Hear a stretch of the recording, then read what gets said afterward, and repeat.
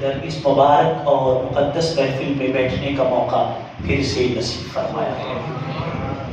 امام الانبیاء علیہ الصلوۃ والسلام کا فرمان ذیشان ہے، آپ نے اپنے صحابہ سے ارشاد فرمایا کہ میرے بعد لوگ تم سے میرا فرمان سننے کے لیے آئیں گے، جب لوگ تمہارے پاس میرا فرمان سننے کے لیے آئے تو ان کو مبارکباد بھی دینا اور ان کو میرا سلام بھی کہنا۔ سبحان اللہ، ماشاءاللہ۔ تو یقینی بات یہ ہے کہ آپ احباب کملی والے آقا کے سلام کے بھی مستحق ہیں اور حضور کی طرف سے ملنے والی مبارکباد کے بھی مستحق۔ سبحان اللہ۔ امام الانبیاء علیہ الصلوۃ والسلام کا یہ بھی فرمان ذیشان ہے، تدارس العلم ساعۃ من اللیل خیر من احیائها۔ رات کی ایک گھڑی بیٹھ کر دین کا کوئی مسئلہ سیکھ لینا یہ ساری رات کی نفلی عبادت سے بہتر ہے۔ سبحان اللہ۔ تو ہمارے لیے یہ بھی سعادت ہے کہ آج ہم دین کی کوئی بات سیکھنے بیٹھے ہیں اور یقینی بات یہ ہے کہ یہ ساری رات کی نفلی عبادت سے بھی بہتر ہے۔ امام الانبیاء علیہ الصلوۃ والسلام کا یہ بھی فرمان ذیشان ہے کہ ما جلس قوم یذکرون اللہ الا حفتهم الملائکہ ونزلت علیہم السکینہ وغشیتہم الرحمہ وذکرہم اللہ فی من عنده۔ فرمایا جب کوئی قوم اللہ اور اس کے رسول کا ذکر کرنے کے لیے بیٹھتی ہے تو جو ہی لوگ بیٹھتے ہیں اللہ تعالیٰ کی رحمت ان لوگوں کو ڈھانپ لیتی ہے۔ ونزلت علیہم السکینہ، اور ان کے دلوں کے اندر اللہ تعالیٰ کی طرف سے سکون کی دولت نازل ہوتی ہے۔ وحفتہم الملائکہ، اللہ تعالیٰ کے فرشتے اپنے پاؤں سے ان کے اوپر سایہ کرتے ہیں۔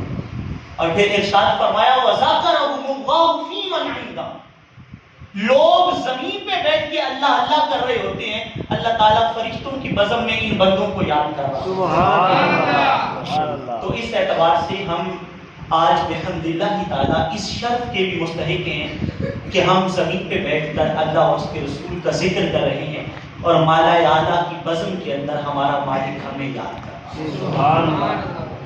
اب عزیز وقار، آج کی اس خصوصی نشست کا جو اہتمام کیا گیا اس کا بنیادی مقصد، چونکہ کچھ ہی دنوں کے بعد رمضان المبارک کا مقدس پرخیر اور بابرکت مہینہ یہ ہمارے پاس جلوہ گر ہونے والا ہے، تو مناسب یہ ہے کہ ہم یہ سمجھ لیں کہ ہم نے اس مقدس اور بابرکت مہینے کی جو مقدس گھڑیاں ہیں ان کو کیسے بسر کرنا ہے، یہ سیکھنا بہت ضروری ہے۔ اگر کسی چیز کی آمد سے قبل اس کی اہمیت سمجھ میں آ جائے تو انسان پھر اس چیز کی جو قدر ہے اس کو حقیقی معنوں کے اندر جان جاتا ہے، اور اگر اس طرف توجہ ہی نہ ہو کہ جو مہمان ہمارے پاس آ رہا ہے یہ کتنا عظیم مہمان ہے، کتنا بڑا مہمان ہے، تو پھر انسان غفلت کے اندر جو ہے اس مہمان کی قدردانی کو بھول جاتا ہے۔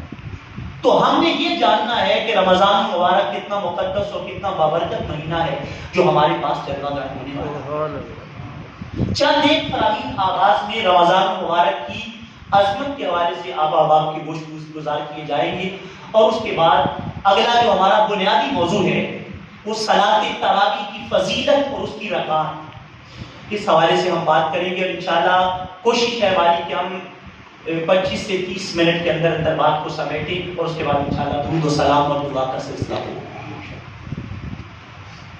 امام الانبیاء علیہ الصلوۃ والسلام نے ارشاد فرمایا کہ اذا جاء رمضان، جب رمضان کا مہینہ آتا ہے، فتحت ابواب الجنہ، اللہ تعالیٰ جنتوں کے سارے دروازے کھول دیتا ہے۔ سبحان اللہ۔ اور پھر فرمایا وغلقت ابواب النار، اور جہنم کے دروازوں پہ تالے ڈال دیے جاتے ہیں۔ وصفدت الشیاطین، وفی روایت سلسلۃ الشیاطین، اور شیطانوں کو زنجیروں میں جکڑ دیا جاتا ہے۔ جب رمضان آتا ہے تو یہ اللہ کا خصوصی کرم ہوتا ہے بندوں کے اوپر۔ اور ایک اور روایت میں امام الانبیاء علیہ الصلوۃ والسلام نے ارشاد فرمایا رمضان کی برکتیں اور بہاریں اس قدر ہیں، اتنا زیادہ اس کا فضل ہے کہ لو یعلم العباد ما رمضان، فرمایا اگر بندوں کو پتہ چل جائے کہ رمضان کیا ہے، رمضان کی فضیلت کیا ہے، رمضان کی عظمت کیا ہے، رمضان کے اندر اللہ تعالیٰ کا کتنا کرم بندوں پہ برستا ہے، اگر لوگوں کو پتہ چل جائے تو فرمایا لتمنت لوگ ضرور اس بات کی تمنا کریں کہ پورے کا پورا سال ہی روزے رہیں۔ اگر پتہ چل جائے رمضان میں برکتیں کتنی تو لوگ اس بات کی تمنا کریں یا اللہ سارا سال ہی ہمیں روزے عطا۔ اور پھر رمضان کی جو گھڑیاں ہیں اس میں عبادات اور اس میں قرآن کی تلاوت یقینی بات ہے لوگ کرتے ہیں، اور پہلے کی بنسبت کثرت کے ساتھ کرتے ہیں۔ قرآن بھی پڑھا جاتا ہے، روزے بھی بڑے خضوع سے رکھے جاتے ہیں، نمازوں کی بھی پابندی ہوتی ہے، لیکن اللہ تعالیٰ کا خاص کرم یہ ہے، بخاری و مسلم کی روایت ہے، فرمایا رمضان میں کیے جانے والے نفلوں کا اعمال اللہ تعالیٰ فرضوں کے برابر کر دیتا ہے۔ نفلوں کا جو ثواب ہے وہ فرضوں کے برابر ہو جاتا ہے، اور فرضوں کا ثواب ایک فرض کا ثواب 70 فرضوں کے برابر کر دیتا ہے۔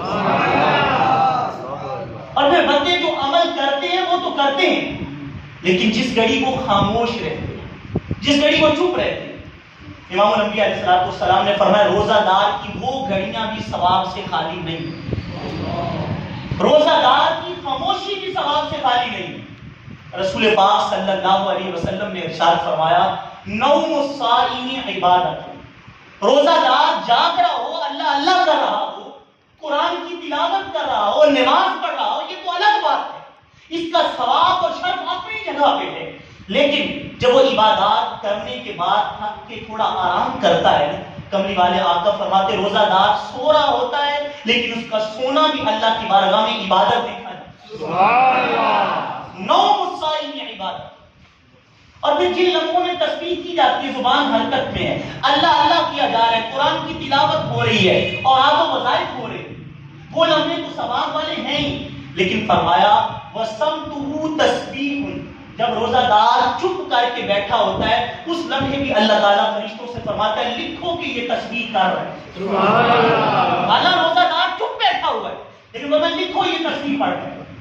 اور پھر ارشاد فرمایا روزہ دار کے لیے باعث برکت بات یہ بھی ہے وَدُعَاؤُهُ مُسْتَجَابَةٌ، جب وہ دعا کے لیے ہاتھ اٹھاتا ہے اور عرض کرتا ہے کہ مولا میری یہ تمنا ہے، یہ میری فریاد ہے، تو فرمایا اللہ تعالیٰ اس کے ہاتھ خالی نہیں لوٹاتا، اس کے ہاتھ نیچے بعد میں ہوتے ہیں دعا قبول پہلے۔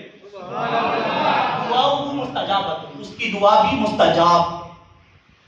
تو یہ تمام فضائل و برکات کا ایک مختصر سا میں نے آپ کے سامنے خلاصہ رکھا، لیکن اس کے ساتھ ساتھ یہ بات بھی ہمیں اس بات پہ بھی غور کرنا چاہیے کہ رمضان کے جو روزے ہیں ان کی فضیلت اور برکت اپنی جگہ پہ ہے، لیکن کئی ایسے لوگ ہیں رمضان کی بہاروں کے اندر بھی وہ رمضان کے روزے رکھنے میں کوتاہی کرتے ہیں، نماز پنجگانہ کی پابندی میں کوتاہی کرتے ہیں، قرآن کی تلاوت میں کوتاہی کرتے ہیں۔ یاد رکھیے رمضان کا روزہ چھوڑ دینا، بغیر عذر کے چھوڑ دینا، بغیر عذر کے ایک رمضان کا روزہ چھوڑ دینا۔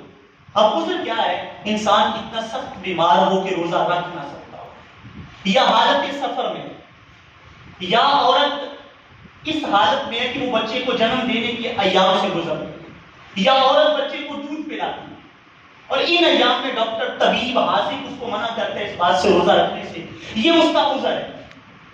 اس عذر کی بنا پہ روزہ چھوڑا جا سکتا ہے لیکن بعد میں اس کی قضا کی جائے گی۔ لیکن جو بندہ بغیر عذر کے روزہ چھوڑ دیتا ہے، یہ موسم گرم ہے جی میری طبیعت کی مجھے نزلہ زکام ہے، یہ تو چھوٹی معمولی باتیں، موسم کا گرم ہونا، آج ہمارے پاس موسم اتنا گرم نہیں جتنا عرب کی گرمی ہوتی ہے، عرب کی جتنی گرمی، لیکن اس کے باوجود وہ لوگ روزہ نہیں چھوڑتے۔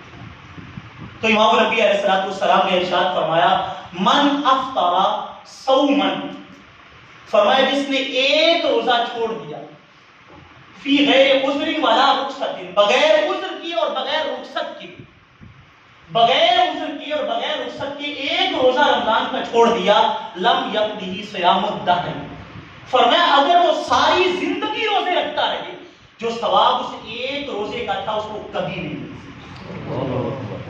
رمضان کا ایک روزہ چھوڑ دیا، اب ساری زندگی روزہ رکھ رہا ہے، مولا مجھے وہ ثواب دے دے، اس ایک روزے کی قضا تو ہو جائے گی، بعد میں ایک رکھنے سے قضا ہو جائے گی، لیکن وہ خاص ثواب جو ایک روزے کا تھا نا وہ ثواب اس کو کبھی نہیں ملتا جو خاص رمضان کے مہینے میں روزہ رکھتا۔ اس لیے رمضان کے روزے کو کبھی چھوڑا نہ، اس میں کوتاہی نہ۔ اب آئیں اس کے رمضان کی سب سے اہم عنوان پر جو آج کی ہماری نشست کا مرکزی عنوان ہے، صلاۃ تراویح، یہ بخاری شریف میرے سامنے ہے۔